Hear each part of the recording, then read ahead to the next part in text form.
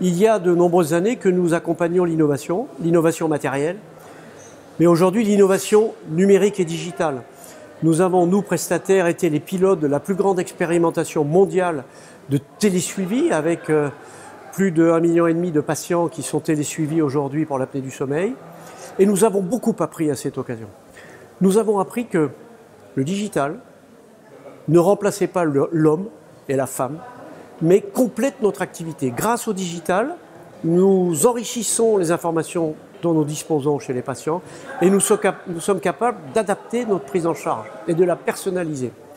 Et contrairement à ce qu'on pouvait imaginer au départ, le digital, la data ne va pas remplacer le rôle des hommes et des femmes.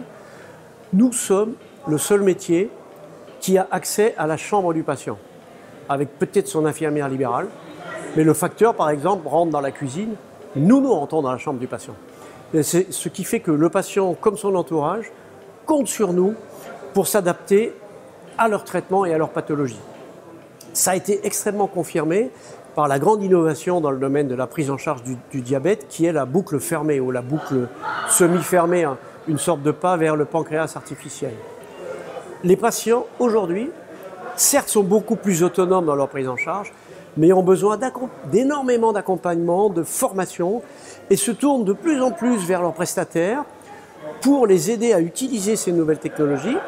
Ça décharge le médecin, et finalement, nous, prestataires, en accompagnant ces innovations, on prend un peu le rôle, on prend un rôle de soutien du corps médical, et notre mission s'en trouve grandement renforcée.